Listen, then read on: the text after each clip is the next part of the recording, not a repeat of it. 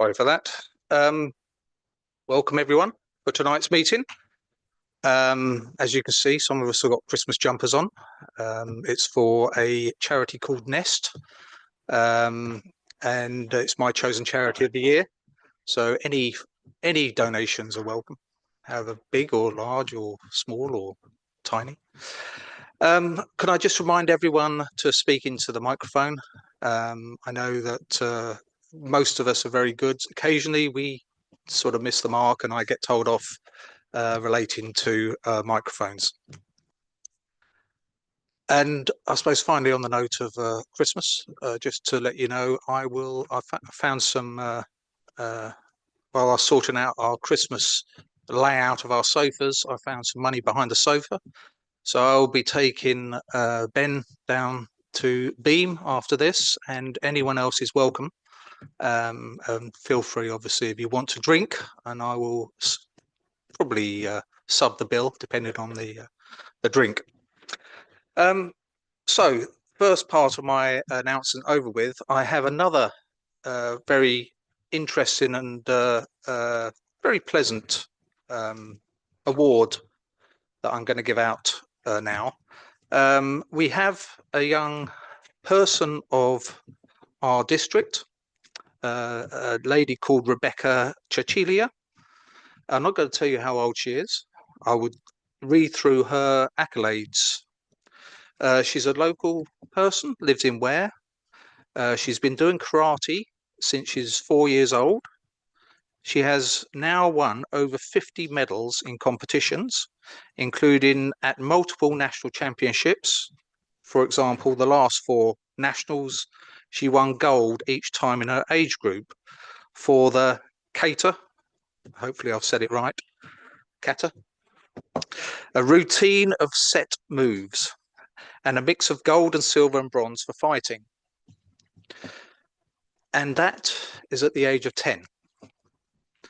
She received her black belt on Saturday the 6th of December, making her one of the youngest black belts in the country. She also started Taekwondo last summer and has already progressed through 4 belts, with her next belt grading coming up soon. She's obviously a very talented at martial arts. Now, I have an award which I'm going to give her, and I'm sure you'll all appreciate and applaud her once I give it to her. We'll come down here, I'll pass it over, and you can all say well done. So Rebecca.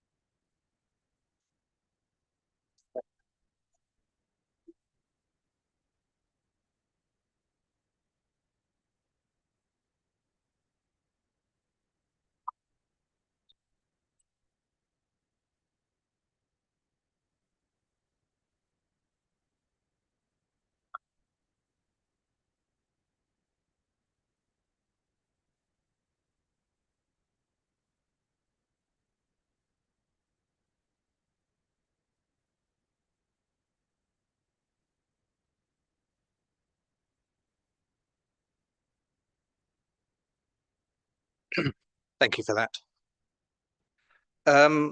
Unfortunately, I've obviously got some sad news, and I'd want you to hopefully join me in a moment of respect for 2 former councillors of this chamber, both Tony Dodd and Keith Barnes.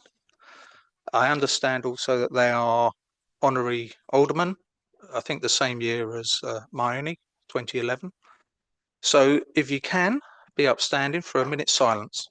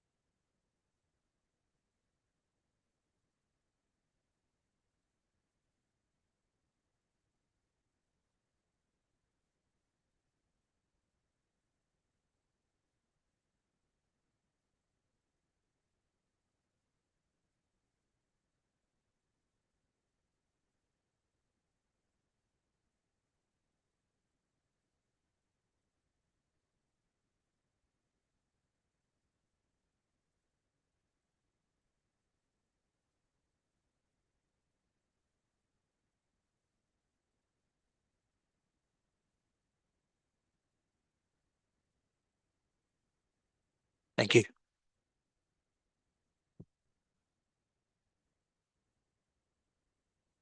I understand that Tony's funeral will be on the 11th of December and Keith's funeral will be on the 22nd of December. So obviously, I'm sure you're all welcome. Is there anyone that wishes to say anything at all for these two gentlemen? Myone? Thank you, Mr. Chairman. I would like to speak firstly about Councillor Keith Barnes. He was an outstanding town and district councillor, and I was very privileged to have worked with him for a number of years. He served on the district for 20 years and on the town council for even longer. He was town mayor twice and he represented Central Ward. He was a rarity amongst councillors in that he mostly stood as an independent and had no support from any political party. But the fact that he was re-elected time and time again was testament to the fact that he had worked tirelessly to help his residents. He worked for all of them. He was widely known, he was liked and respected. I worked with him in Central Ward for several years, and I found him to be very knowledgeable about the ward and indeed about the whole town. He understood the needs of residents and he knew how to get things done. I was privileged to have worked with him, and the town was lucky and the district to have had him for so long. Keith Barnes was a truly remarkable man. Thank you. Thank you, Myone. Eric? Thank you, Chairman. Those of you who were at County yesterday know that we also paid our respects yesterday. Tony, as well as being a district councillor here, I think for over 20 years, it looks like it was 22, and he did 2 terms at County. He was chairman here when I first joined the district council in 2010. He's an honorary alderman, as you said. His service on the town council goes way back into the early 70s, and he served 3 times as mayor. And as I mentioned yesterday, he was very keen on town twinning, and he founded Town Twinning with Brie-sur-Marne, which we're still twinned with today, town near Paris. And we celebrated 50 years last year of that arrangement. He was also connected with the Haley Centre, a centre for the over 55s, of which I'm chairman now. And at his service tomorrow, the charity that his memory will be supporting will be for the Haley Centre. Thank you, Chairman. Thank you, Eric. Diane? Yes, thank you, Chair. Obviously, I knew both former members for many, many years. I knew Tony very well and all the good works that he did in Sawbridgeworth and indeed throughout the district and county. Keith, in another way, I've known him or knew him personally for many, many years. We worked together on the town council in the early 80s. He was a stalwart of the Ratepayers Association at that time, and his good works were well known within the town and the district. And he's a great loss because he did so much for the town. He cared about the people, he worked for the people, and he was an asset for the town and the district. And mainly the residents will truly miss his representation on both councils. And I wish his family and all the friends and everybody else all the best for the future, but he will be sadly missed within the town. Thank you. Thank you, Diane. Sorry, Myone. Thank you, Mr. Chairman. I'd just like to add a few words about Councillor Tony Dodds. Yes, I worked with him a little bit on town, and I remember he was always very fair-minded. And I remember one time campaigning with him, we were championing special reduced rates for senior citizens. I think it was for some waste collection collection of large items, and we both spoke very vehemently and said we thought it was not fair that the senior citizens should have to pay the full charge. I think we lost the vote, but I do remember working with him on that issue. He was very fair-minded. Yeah, so thank you. Thank you very much. And I'd just add that I knew Keith only through Remembrance Sunday, and he was always, as far as I can remember, he attended every one. Thank you very much for that respect. Yes, we have something else. Now, I understand that we have someone here who has been doing the same job for 8 years and is probably no longer going to do this job, Stephen King. On that basis, I'll pass it over to Helen. Thank you, Chair. So some of you will know that Stephen joined us not long after I joined, actually 9 years ago, as an apprentice. And he's worked his way through his apprenticeship in our finance team. At the same time, to supplement his income, he decided that he would, well, I don't know if he decided or we strong-armed into doing the webcasting, which he's done very ably ever since. And I don't know how he got the shackles off that I tied to him when he arrived, but he's managed to get away and he will be leaving us shortly. Is this your last meeting, Stephen? So we'd just like to say thank you to Stephen, both for the work that he's done for the council in the finance team and for always being here for the webcasting. So thank you, Stephen.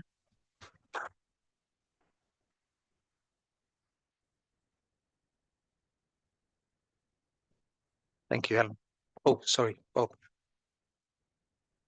If I might just say, Helen, that's absolutely everything you've just said there was entirely justified and appropriate. Stephen, I'd just like to say, going back to my time as chairman of the planning committee, which might be when you made your debut organising the video conferencing for the world at large. Thank you so much. You're just a great guy. You've been a wonderful servant to this council, and we wish you the very best for the future. Thank you very much indeed. Thank you. Thank you, Bob. Leader's announcement, Ben. Thank you, Chair. Yes, thank you, Stephen, again. Echo that. Obviously, we're just I think 3 weeks away from the new year. Christmas is 2 weeks away. I can't believe it. Near the end of 2025, I also wanted to start by saying thank you to all of you. Another year of hard work, I know, on behalf of your residents. I'm sure they will appreciate it, but I personally appreciate it. So thank you. And I also wanted to say a huge thank you to Helen and to the senior leadership team here and the staff at East Herts Council. I know this last year has been perhaps, well, in my limited experience, one of the toughest and the busiest and the most trying in many ways. So thank you for all your hard work this year. And I'm sure everyone here joins me in wishing you a very relaxing, peaceful, festive period. So thank you very much. And I'll be quiet. Thanks, Chair.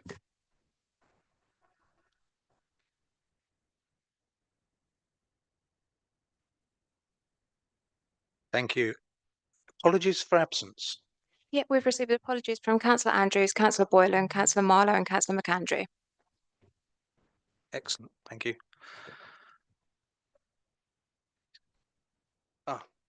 Sorry, Vicky. Councillor Hill has advised that he's been unavoidably delayed in Ware and will be along when he can make it. Even better, thank you. Minutes of the meetings, so both meetings that we've had recently, the 22nd of October and the 13th of November. So we have these minutes before us. Are there any amendments to the 22nd of October minutes? Angus? Thank you very much, Chair. Not so much an amendment to these minutes or the second set, but just more of a point of order on the minutes. I know the previous minutes, I think prior to October, recorded which member had spoken and what they'd said kind of in sort of summary during the debate, whereas now there's just a sort of short overview of the general view of the council. I suspect it's probably quite useful for residents to know what their specific local councillor is saying and what the course of the debate was rather than that summary. And I wonder if it's possible for the minutes of our council meetings to revert to the format they used to be in, which details what the kind of key points made by each councillor was. Okay, point noted on that. I know that they have changed slightly to be something slightly different, obviously. But we'll discuss that. Do you have any views at this moment, or shall we take that away? Yeah, nothing to add. We can take that away, and certainly we can speak about what concerns you might have, Councillor White, and see if we can work a way forward. Thank you, Angus. Back to the amendments of the 22nd. No amendments or anything like that. Then I will ask for a proposer and a seconder. Proposer. I'm happy to propose the minutes of the 22nd of October. Thank you, Rachel. And seconder, Yes, Ione. thank you, Chair. I'm happy to second the proposal for those minutes. Thank you. Thank you very much. Can we please have a show of hands? Those in favour? Thank you. Those against? Thank you. And any abstentions? Thank you very much. That is carried. Now the minutes for the 13th of November, which I think was the extraordinary session. Are there any amendments or issues or anything around these minutes? No, that's good. Proposer and seconder, please. Given the fact that Graham's not here. Proposer. Happy to propose the minutes. Thank you. Thank you. And seconder? Joe? Yep, thank you. Could we please have a show of hands, those in favour? Thank you very much. It seems unanimous. Those against? And any abstentions? Okay, that's 3 there. Yes, thank you very much. That is carried. For tonight's session, are there any declarations of interest that anyone needs to declare? Eric? Just a question. Presumably we have dispensation over the council tax base for those of us who are town and parish councillors. Yeah, as is always the case, yeah. Thank you very much. So the first substantial item tonight are the petitions. There's no petitions, is there? No, sorry. Apologies for that. Public questions for tonight. There are 4 public questions that have been submitted. May I remind members of the public that both questioner and responding executive members must ensure that the question and the reply is succinct. I think we're going to be releasing obviously written responses to these, and the total time allowed for the entire group within this will be 15 minutes. May I invite Mr. Anthony Barrett, please.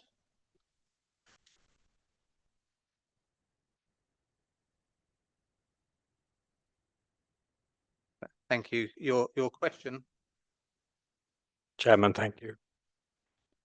Please could you advise me of the detailed organisation structure of East Herts District Council's Planning and Enforcement Division, and is it adequately and sufficiently staffed for the workload it faces? Thank you. Is that you, Ben? Yeah. Yes. Thank you, Mr. Barrett.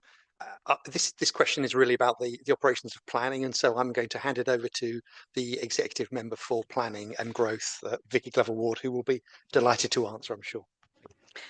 May not be as succinct as you want because it was a detailed question. The Place Directorate includes the planning functions of the council as local planning authority, as well as other regulatory functions such as environmental health. The planning team is broadly divided into 2 service areas: place shaping and place delivery. Firstly, the place shaping team. This comprises a planning policy team and also the conservation and design team. Planning policy undertakes all work associated with developing new planning policy. The conservation and design teams support the planning policy function and also provide specialist advice to the place delivery team. So secondly, going on to the place delivery team. This team deals with the development management functions of the council and also planning enforcement. This is the team that deals with all planning related applications and breaches of planning control. Alongside the place delivery team are the technical planning team, who support the administrative functions associated with planning validation, appeal work and other related tasks. The local planning authority receives approximately 3,000 applications per year. In 2024-25, this comprised of 850 householder and minor applications, 28 major applications, 581 requests to discharge planning conditions, and 470 pre-application requests. The council is one of the busiest districts in the county in terms of volume of applications. The council is also responsible for one of the largest garden towns in the country, and this is at Gilston. The planning delivery team are managing a number of vacancies at senior officer level, which are being covered with agency staff. This has been a trend at East Herts for a number of years and mirrors the national trend where over 96% of local planning authorities report shortages at senior planning officer levels, partly caused by current and also previous training shortfalls. The council have taken various measures over the years to recruit to permanent members of staff, but again, like other council planning departments across the country, with limited success. In terms of meeting key performance indicators set by central government, the council is performing very well, and to achieve this, the council makes use of extension of time agreements. Specifically, in terms of planning enforcement, the council has a small enforcement team of 3 enforcement officers and 1 compliance officer. While the council are required to investigate reported breaches of planning control, enforcement powers are discretionary. Before taking any enforcement action, the council must be satisfied that such action is the right thing to do, that it's in the public interest and that it is expedient. The council's planning enforcement plan helps steer how reported breaches of planning control are managed. National planning guidance states that actions should be considered in a proportionate way, depending on the nature of the impact and in the interests of local public amenity, not that council should take action against all unauthorised development. The guidance is crystal clear that formal action would not be appropriate where there is a trivial or technical breach of control, which causes no material harm or adverse impact on the amenity of the site or the surrounding area. So, if development is acceptable on its planning merits and formal enforcement action would solely be to regulise the development, then the local planning authority would consider that an application is the appropriate way forward to regulise the situation. Where the council does consider that taking action is expedient, various tools are available to the council in seeking to address breaches of planning control. Seeking remedies without taking any formal action is often the quickest and most cost-effective way of achieving a satisfactory and lasting remedy. Various other tools are available, including the serving of enforcement notices, stop notices, and in some cases injunctions. The key role of the planning enforcement officers is as an investigator. For minor reported breaches of planning control, this can involve simple and quick desktop exercises, while more complex cases will require a considerably deeper investigation involving several site visits and work with other internal and external stakeholders. In July 2023, the number of planning enforcement cases that the council were dealing with was 646. In crude terms, this equates to 161 cases per officer. This rise was due to the COVID period, where the number of open cases increased substantially. The workload at that time was too high.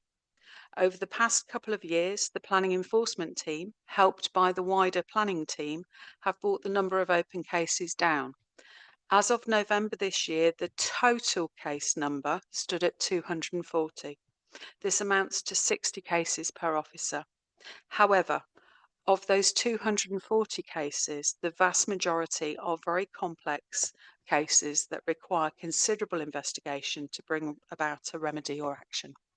Thank you. Thank you, Vicky. Thank you Anthony, very do you- much indeed for the reply. That was very detailed, and thank you, much appreciated. The reason for my question is because I just want to bring to the attention of all the elected councillors that there are a number of significant planning issues in Little Berkhamsted and Bayford, which have arisen in the past few years, and public trust and confidence in the planning system has been severely eroded as a result, which comes to your point about expediency. I repeatedly hear comments from a large number of residents to the effect that for those who play by the rules, it's very concerning that EHDC planning enforcement do not appear to be acting against people who seem to be acting unlawfully. Why should we bother playing by the rules? So proper enforcement action obviously is essential to restore confidence. And I've mentioned three major concerns, just no more than 600 metres from each other in Little Berkhamsted and Bayford, that are particularly vexing. Bells Wood, and Mike Wainwright's asking a question on that. Sorry, Anthony, have you got a question? I have, and I need to just explain to the council why the purpose of the question is. It's not particularly long, just to quickly explain why there's a problem, and then ask how we can resolve that problem. Is that all right, Chairman? Okay, I'll be as quick as I can.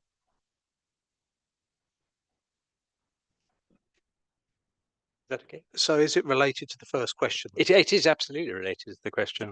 I mean, I was going to say that this is why I'm concerned about the resourcing of the planning department and how we need to resolve that. And as I could say, the polytunnel, there's an issue in of Buxbury Farm where the East Herts District Council lost a large amount of money in legal costs regarding polytunnels. The planning approval prior consent was defective, and I telephoned the officer to discuss. I immediately followed up with an email listing all the points at issue on the 15th of July 2024, and no notice had been posted at the site by the applicant, so no one could reasonably have been aware. But the council at that point could easily have withdrawn the prior approval consent, as this was a breach of the general permitted development order.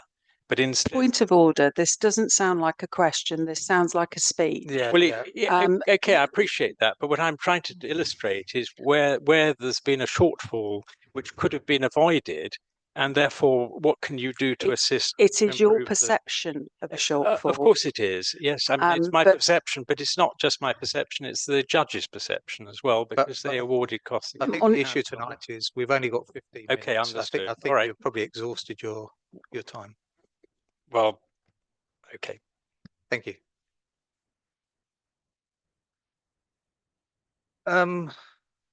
Second point, may I invite Michael Wainwright, Dr. Wainwright?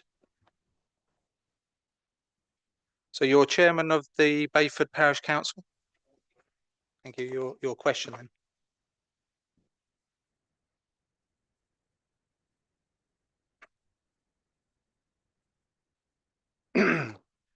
A development is currently underway in the parish for the installation of up to 40 luxury caravans, in inverted commas, on a site that is in Greenbelt and includes ancient woodland. This development does not have planning permission.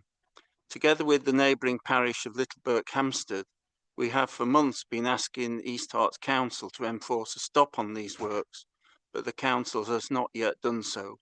When will the council do so?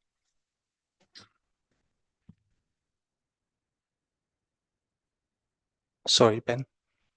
So thank you very much. Again, I'm going to pass the question across to Councillor Vicky Glover-Ward. Thank you. This site is actually currently the subject of a live planning enforcement case, and an application for a certificate of lawfulness is currently under consideration.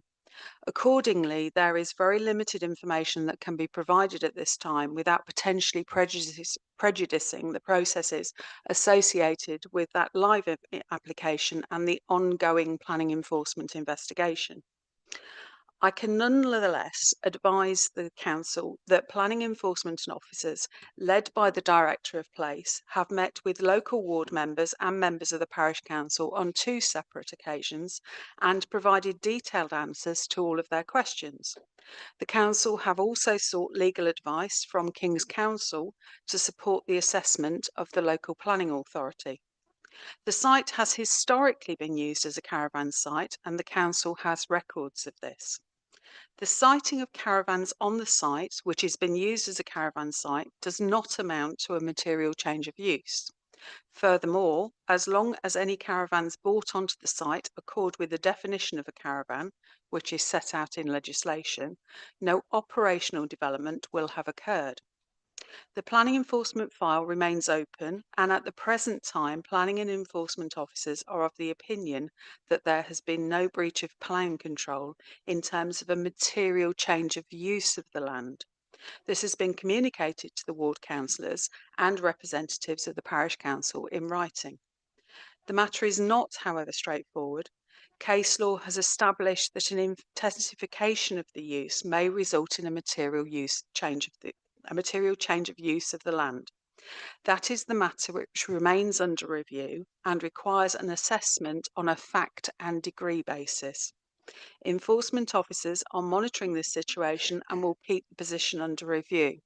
The Director of Place anticipates providing an update to the local district councillor and me within the next week or so.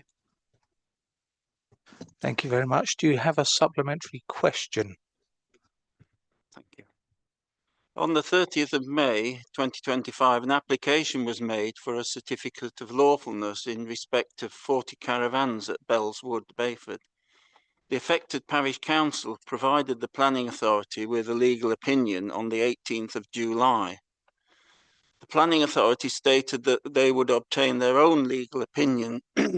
They have on numerous occasions in emails excuse me, and in Teams meetings promised to share this with us, most recently on the 28th of November.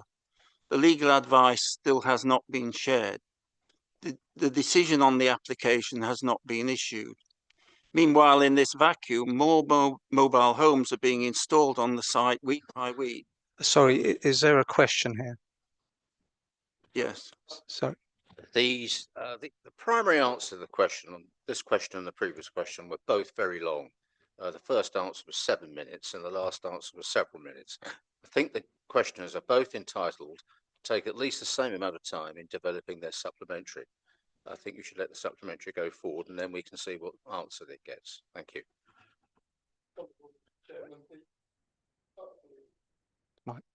Thank you. Point of order. I think the questions and the answers are meant to be succinct, and we haven't seen that. We're going to have other guests who've come here. Well, the answer so far. I didn't interrupt you, Bob. I know you didn't, but the answers so far have not been succinct. That's what I said. The questions and answers haven't been succinct. We've had members of the public come travel, I presume, and we haven't followed what our constitution says we should do. Can we extend the period past 15 minutes so that people that have travelled here can have their questions heard? I'm in agreement. I think someone's travelled quite some distance tonight, and my concern is that we're not getting to the point. So if you wish to ask a question, then fine. But if it's not going to be a question, then I suggest you withdraw. It is a question, but obviously I have to make some state some background to this question in order that it can be understood the circumstances. I will give you 2 minutes. Okay. In the vacuum left by the indecision of the planning authority, more and more caravans are being delivered to this site week by week. In the national press, it was recently reported that a similar site in Devon by the same company has been refused planning permission, and the residents who bought these caravans or mobile homes may become homeless. When will the council share its promised legal advice And when can we expect a decision on this matter? Thank you, Vicky. At the end of my answer to the first question, I said that the Director of Place anticipates updating the local member and me within the next week or so.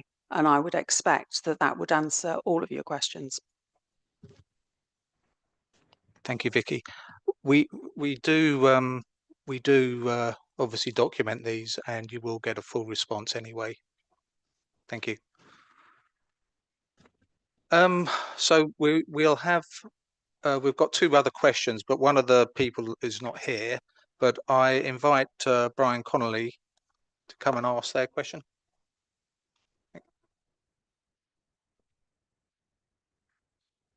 Thank you, Chair. Good evening, everyone.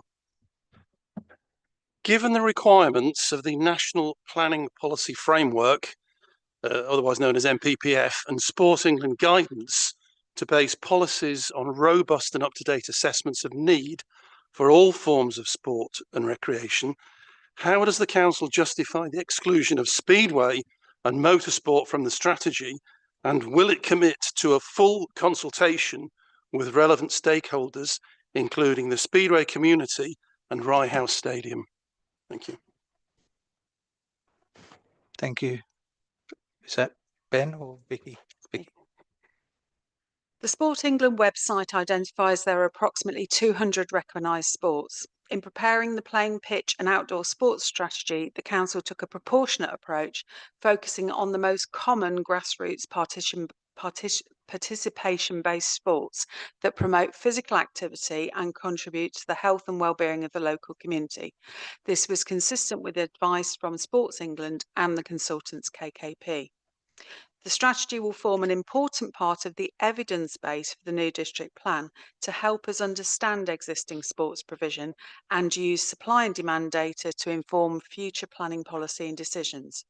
However, the new district plan evidence base is iterative and will develop throughout the plan making process. The endorsement of the playing pitch and outdoor sports strategy does not preclude any additional bespoke evidence being undertaken where there are local matters that arise and may need to be addressed. The Council can therefore explore this issue as part of the new district plan making process. Thank you, Vicky. Do you have a supplementary? Thank you, I do. Thank you for that answer. But there was no mention of the National Planning Policy Framework, which is very clear and it's binding. Can you give the Council's commitment to apply NPPF in relation to Speedway and the precedent of the Coventry Stadium appeal decision from January last year? Thank you.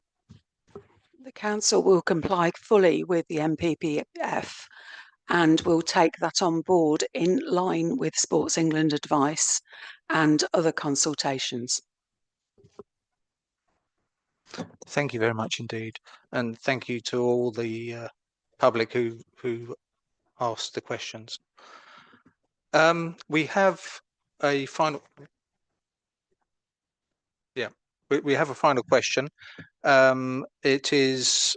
I'll read this out because I understand that Chris Williams is not here this evening.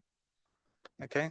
In preparing the plan, and this is the question, in preparing the play and pitch and outdoor sports strategy, how has the council fulfilled its public sector equality duty under the Equality Act 2010 in relation to the admission of Speedway and Rye House Stadium?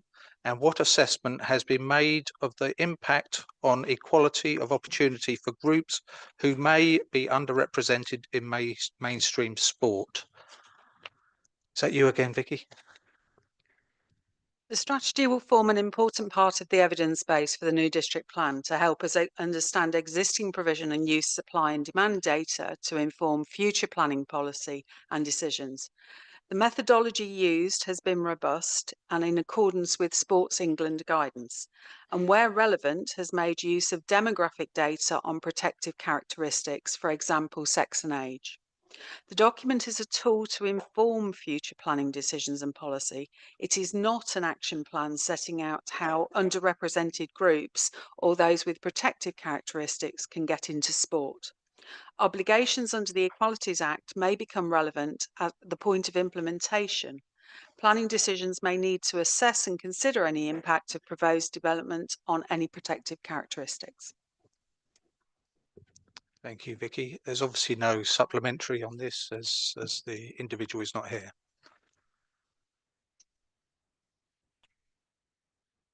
So we now move on to members' questions. 4 questions submitted. I know we'll try and keep this succinct. May I ask Bob to ask your question? Thank you very much, Chairman. This is a question for Carl Britton, Executive Member for Financial Stability. When did the cross-party asset disposal group last meet, and what items were on the agenda? Thank you for your question. The cross-party member-only group was formed at the end of 2023 to consider the list of assets identified by officers for potential disposal as part of the 2024-25 budget setting process. The group, I believe, last met on Friday the 26th of January 2024. Members considered the 9 assets on that list, these being the main Old River Lane site in Bishop Stortford, the car park leased to Waitrose adjacent to the Old River Lane site, the commercial and residential block at Limekiln, Northgate End, adjacent to the Old River Lane site, the car park leased to Tesco in Ware, Southern Maltings in Ware, and 4 small plots of land at Whitford Road, Hunsdon, Great Innings North, Watnet Stone, King George Road, Ware, and Seal Road, Hertford. The group was content for all disposals to proceed except the sale of the car park leased to Tesco in Ware, with all these disposals since being formally approved by the Executive. To date, the sale of 2 of the assets have been completed, 4 have been sold subject to contract, and plans are in place for the disposal of the other 2. Thank you. Thank you, Carl. You have a supplementary, Bob? Yes, I do. Thank you very much for the answer. If we just cross-refer the answer you've just given to the answer you gave to Councillor Jacobs at the 22nd October meeting, in that answer, you began by saying until 24-25, the council had a largely reactive approach to disposals.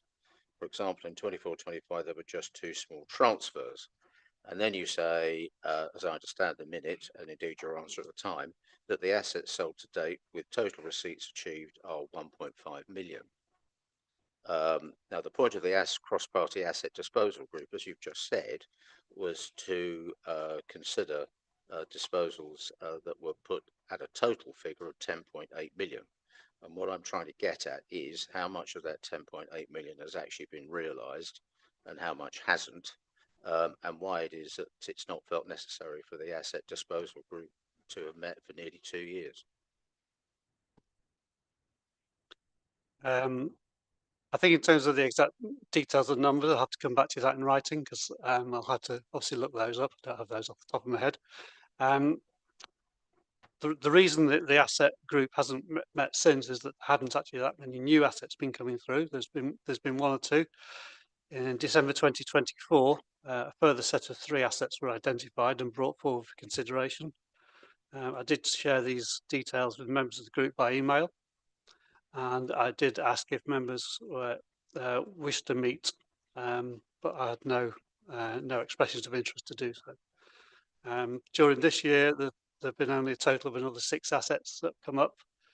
The largest of these was Millstream, which was discussed at full council. The other major asset this year was the shops at Elizabeth Road, where discussions were held with board members, Councillor David Jacobs and Yvonne Estop, about the sale of that asset. And those discussions led me to amend the extent of the land subject to disposal. I'm happy to hold more discussions with members in future if members wish. Going forward, the prospect of local government reorganisation has led to expressions of interest from some of our town councils in acquiring further assets. Officers are currently working with town clerks to identify assets which might be suitable for further investigation. And once this process is complete and a list of potential sales is available, I would be happy to reconvene the group if members wish to do so. Thank you very much, Carl. Next question, Ian. Thank you, Chair. My question is to the Deputy Leader, Councillor Mynie Goldspink. What are the administration's plan for the United Reformed Church Hall now that it has been closed and is unused? From the recent survey report carried out by ACOM, we understand that the repair works will cost 1.6 million to make the hall good and enable it to be reopened. Yes, I thank Councillor Ian Devonshire very much for his question. He's quite right. There was a report from AECOM, and following publication of that report, the Old River Lane Board members held 2 public information sessions in the hall itself in July this year to discuss the future of the hall. The hall is sometimes known as the Water Lane Hall. The events were well attended, with around 20 to 25 people at each meeting, and it was clear that there was and there is a lot of enthusiasm to keep the hall going as a hireable venue, as an asset of community value. Equally, we had to be frank with the people who came about the scale of the investment required to keep it open. Unfortunately, £170,000, which the council had set aside for improvement, will not be anywhere near enough to get it reopened. And therefore, when the URC Church handed back the lease, we had no option but to close the venue. Fortunately, all the regular hirers have found other venues, so this was not having a big impact on them. In the absence of the council being able to keep the hall open, there are a number of options available, which include disposal, which is sale, or demolition.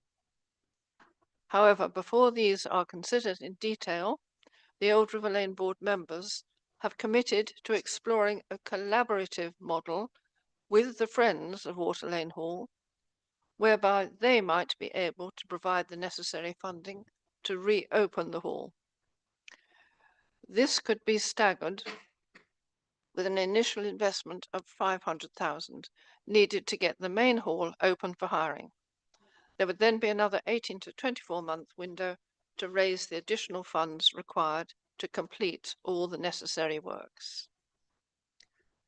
However, in the meantime, with the building closed, there is likely to be further deterioration, whilst in addition we continue to be liable for business rates and insurance costs, despite the building being mothballed.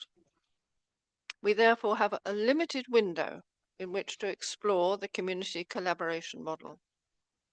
By April of next year, we want to be clear whether this is realistic or not. In late September, we agreed with the Friends of Water Lane Hall that we would firstly need to see a business plan by the end of November.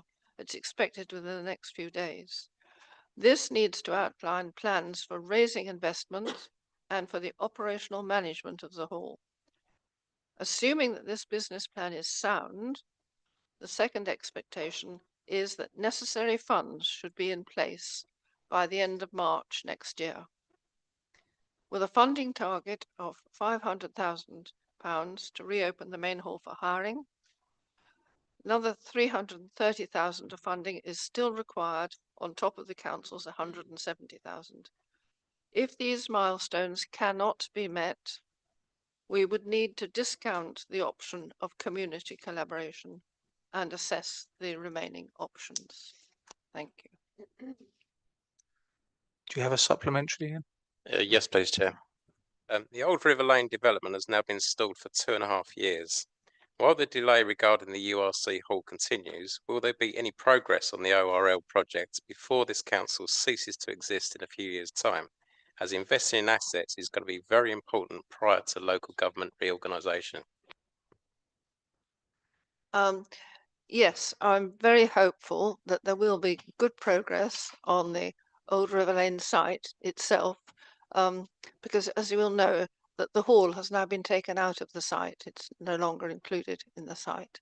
But there's good progress is being made on the site, and we're hoping indeed that a planning application will be submitted very soon.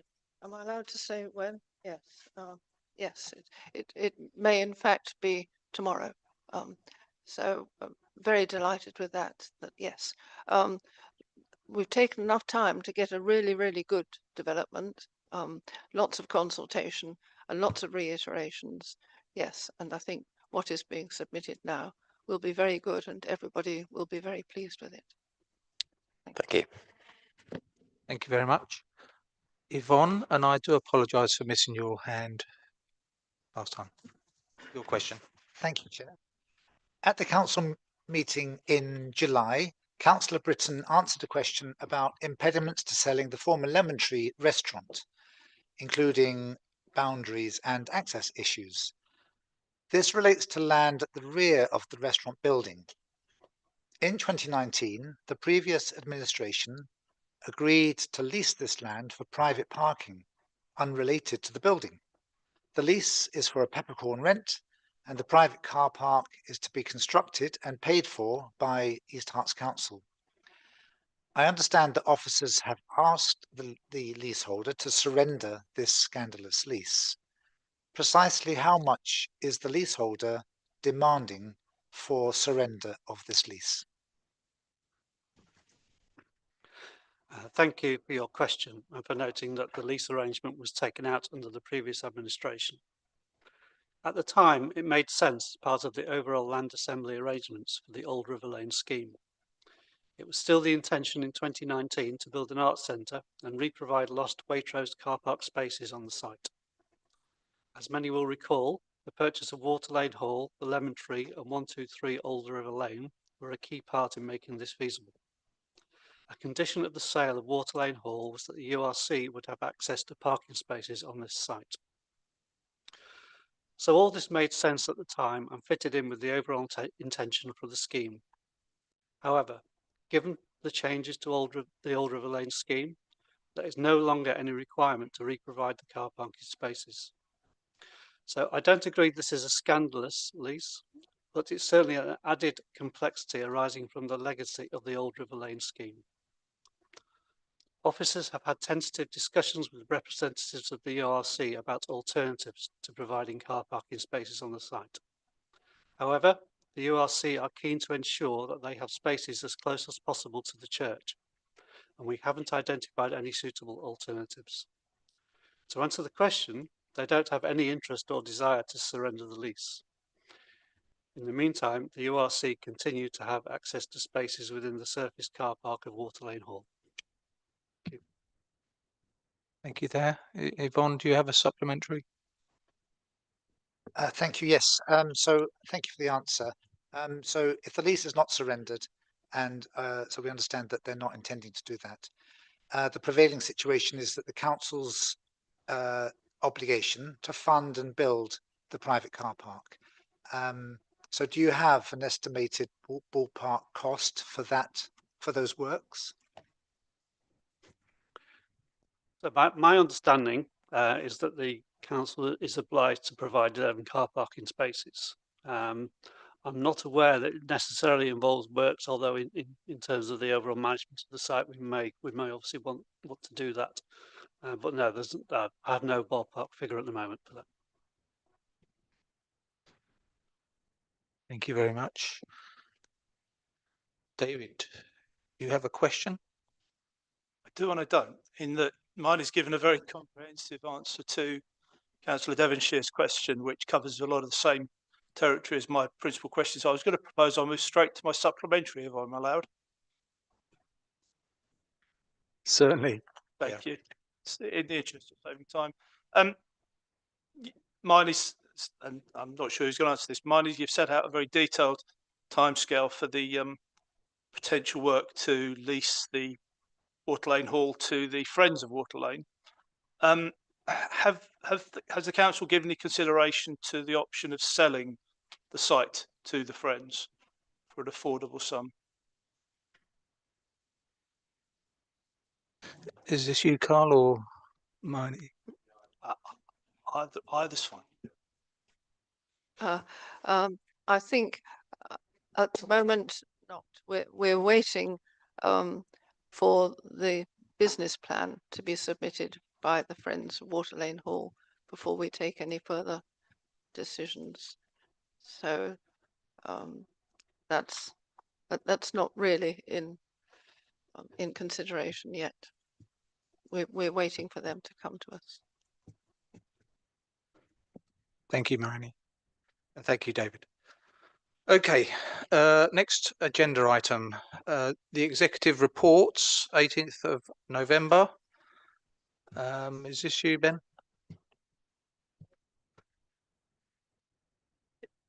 It is. Thank you very much, Chair.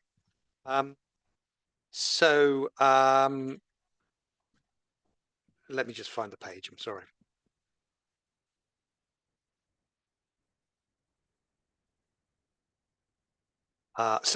Anyway, the executive report, this is based on our last meeting, which I think took place in November.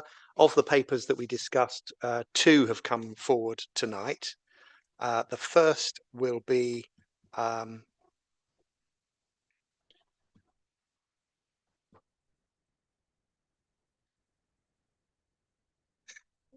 playing pitch. So the first is the playing pitch and outdoor sports strategy, which is on page 39 to 418 of the agenda pack. And I will hand over to Councillor Vicky Glover-Ward to present it. Thank you. The Council has agreed to update the district plan with a view to commence formal work in 2026. To support this process, a large quantity of underpinning evidence is required to support any strategy that the Council will ultimately choose to propose going forward. The playing pitch and outdoor sports strategy is part of this evidence base, updating a previous 2017 study. The updated evidence base provides a robust assessment of the supply and demand for outdoor sports facilities across East Herts and sets out a framework for protecting, enhancing and providing new facilities to meet community needs up to 2043. It has been developed collaboratively and in accordance with Sport England's guidance.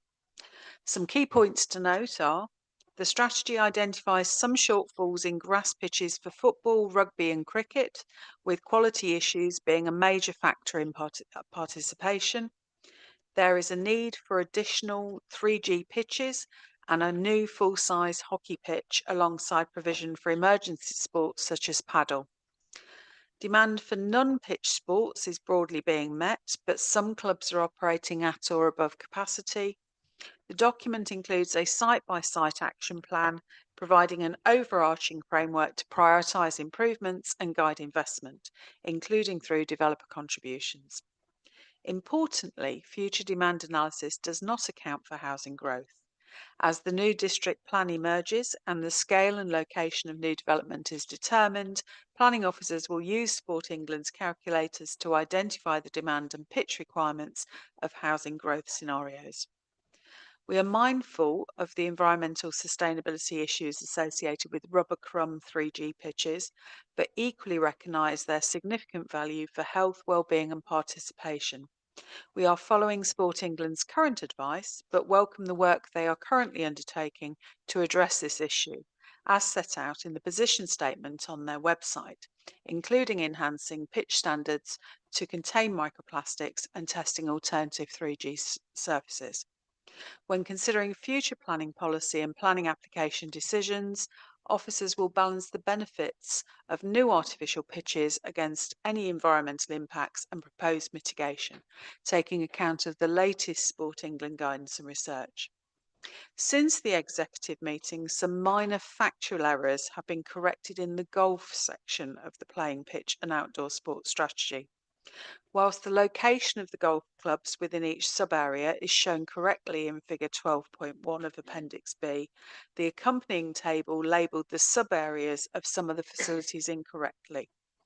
In addition, reference to Whitehall Golf Club driving range has been updated to clarify that the driving range is available on a pay and play basis and not for members only.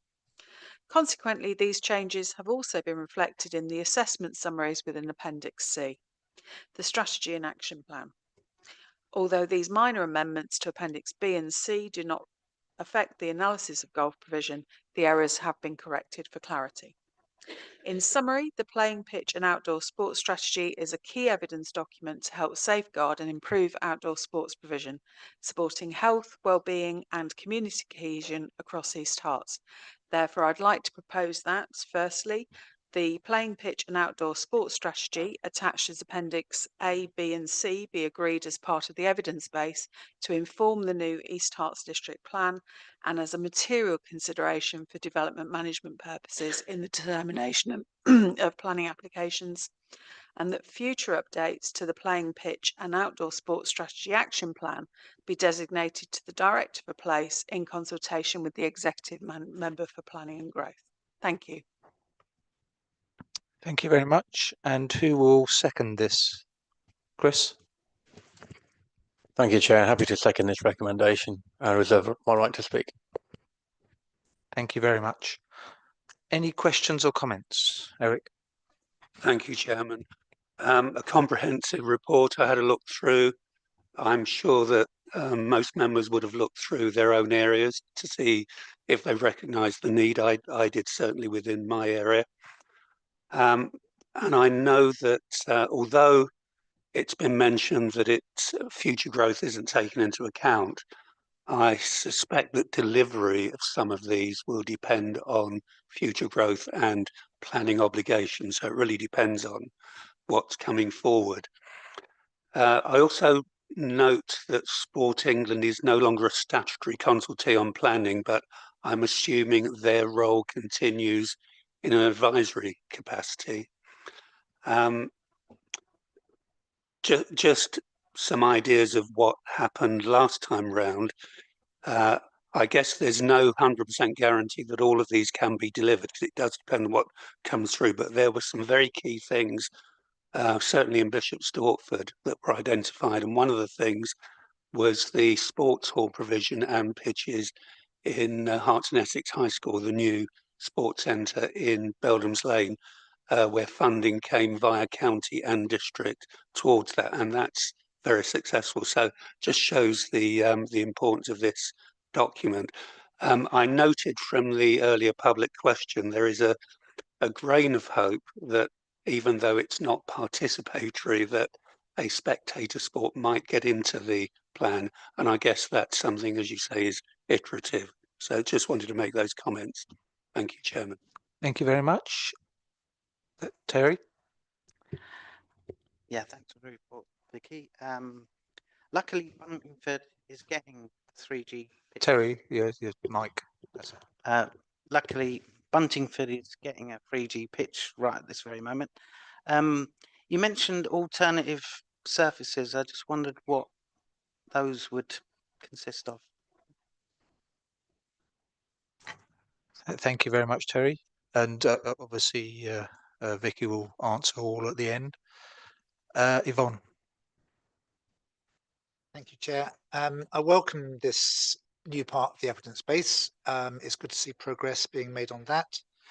In relation to football pitches, this is welcomed by Bishop Stortford members because the Town Council has come under a lot of pressure about relating to football provision. And we've been waiting for the definitive survey. It's a complex set of figures. I'm not sure it really copes with saying how much a pitch can be used per day, because in terms of understanding capacity, that's quite important. However, that's for officers, and so I hope that the information in this assessment can be translated to land allocations and Section 106 agreements in due course. I'm concerned it doesn't take account of future housing growth. That seems to be fairly fundamental if we're talking about a strategy for public facilities. And I don't believe it makes quite clear enough the difference between public facilities and private members clubs, which have sort of obstacles to access. But I think that's quite an important distinction to draw out. And the assessment is, as we've heard, is limited by Sport England's traditional sports. I mean, it almost reads like a 1950s sports assessment.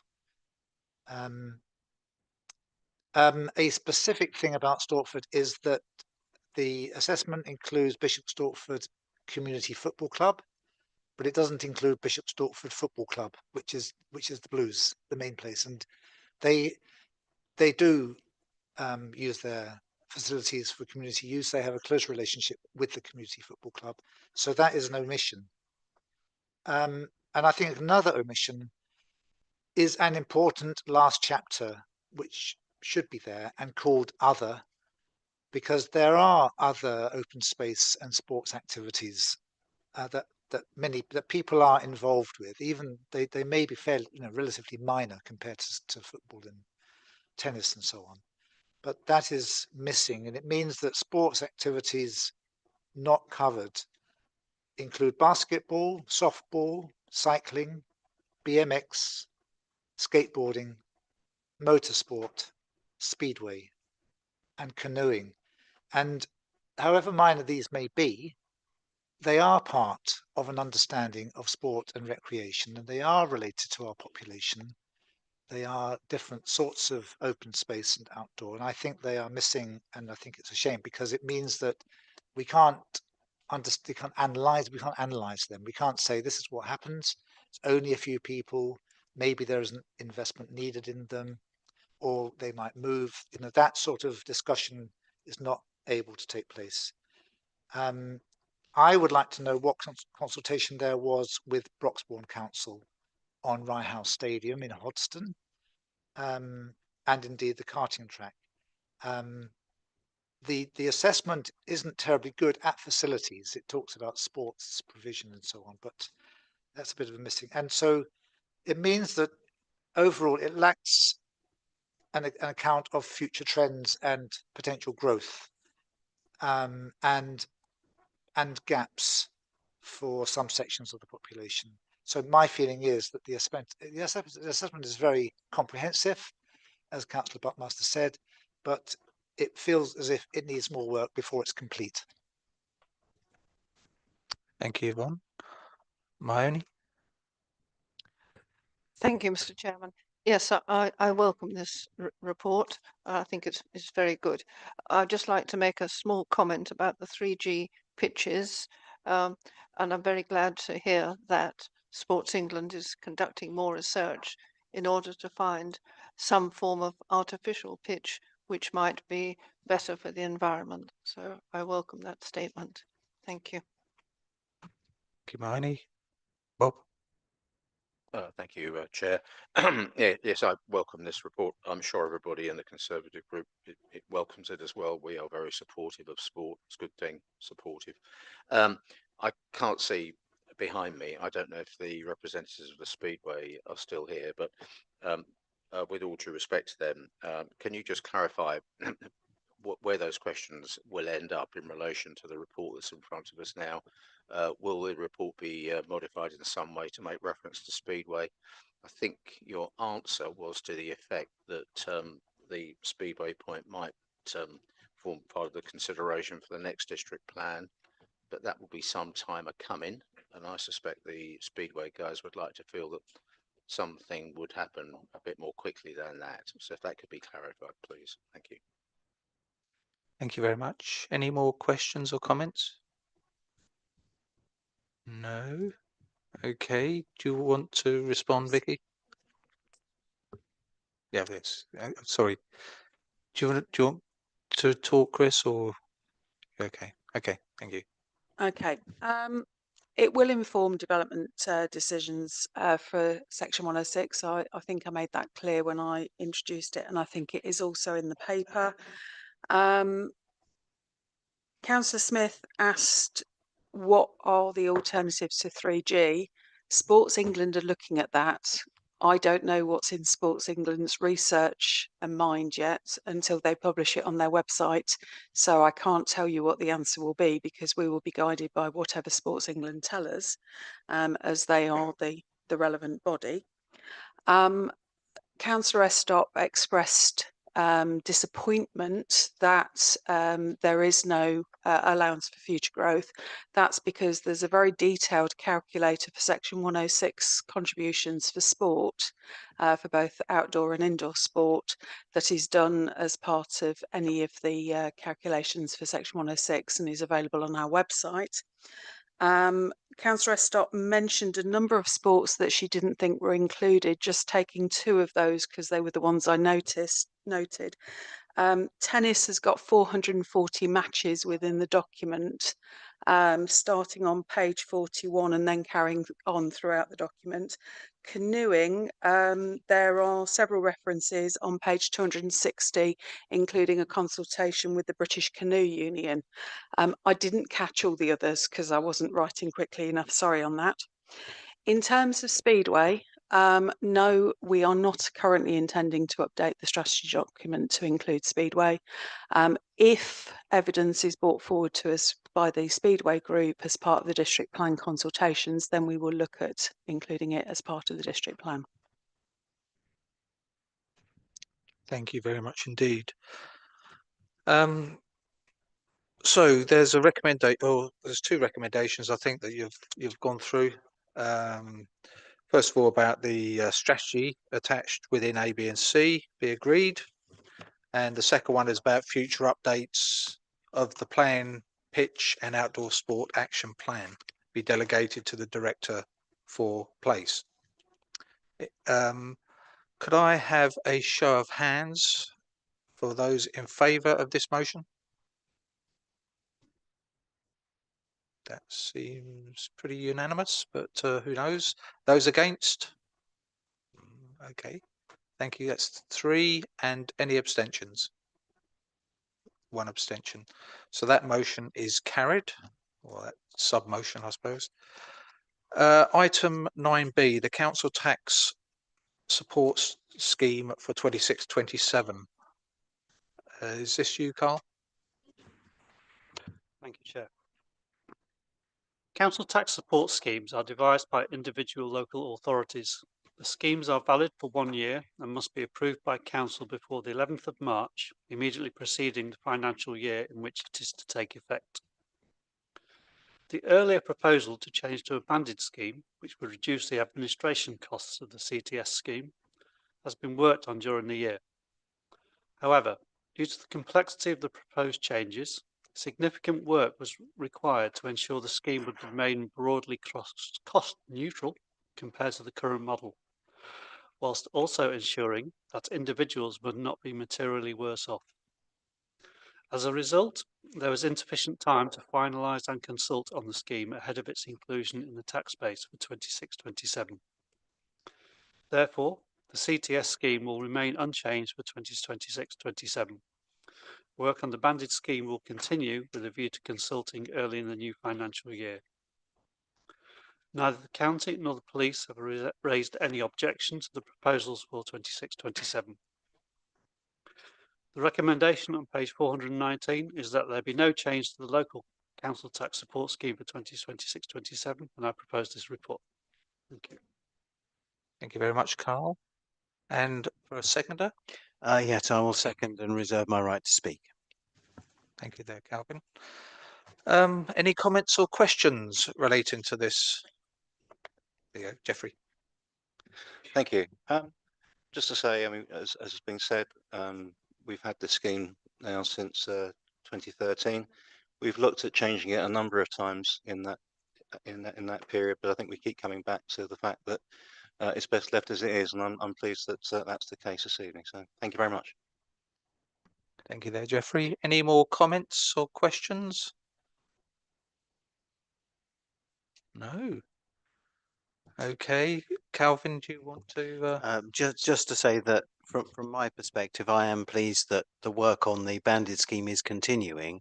I think it will make a big difference, not only in simplifying the work that the revenues and benefits team have got to do, and therefore potentially saving some money, but also in the way that it simplifies things for claimants, and the need to continually come back for reassessments. And in my own experience, many of those claimants end up actually in debt because they don't realise that there's been a change until sometime afterwards when the reassessment has been made, and that can cause genuine distress to them and difficulties. So I would be happy if we can find a scheme that is cost neutral, but actually helps both them and the authority in those ways. So I'm glad to hear what Carl said this evening. Thank you. Thank you very much, Calvin. Do you want to sum up, Carl? Yeah, echo what Councillor Horn has just said, is that I think obviously the bandit scheme will bring us benefits in terms of reduced admin, which will obviously save this council money. Obviously, it's difficult to organise so that people don't lose out too much, because obviously whenever you change something, there's going to be winners and losers, and what we need to make sure is that the losers don't lose too much. So it has been much more challenging than it was anticipated, but we are going to carry on with it. Thank you very much, Carl. On that basis, the recommendation to council is to agree that there is no change to the total council tax support scheme for 26-27. Can I please have a show of hands for those in favour? Thank you. Those against? And any abstentions? Unanimous. Thank you very much. That is carried. Agenda item 10, the council tax base for 26-27. I'm assuming that's you, Carl. Thank you. The council tax base is the measure used for calculating council tax and is used by both the billing authority and the major precepting authorities, Hertfordshire County Council and Hertfordshire Police and Crime Commissioner, in the calculation of their council tax requirements. Calculation of the council tax base is governed by statutory regulation, and the council has limited discretion. Details of the calculation method are shown in the report in sections 2.1 to 2.4. The outcome of that calculation is that the 26-27 council tax base for the district is set as 65,819.15. The breakdown by parish is shown in Table 2. The figure for 24-25 was 65,314.04. So this represents an increase of 505.11 in the last year. The recommendation is shown on page 426 of the reports pack, and I would like to propose this report.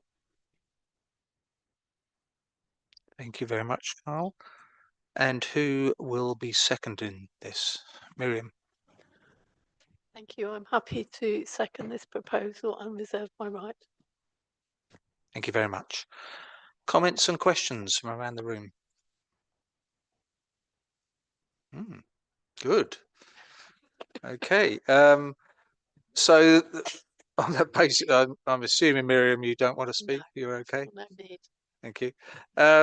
So the recommendation for the council is that the 26-27 council tax base for the district is set at 65,819.15 as calculated in accordance with the local authority calculation of tax base regulation 2012.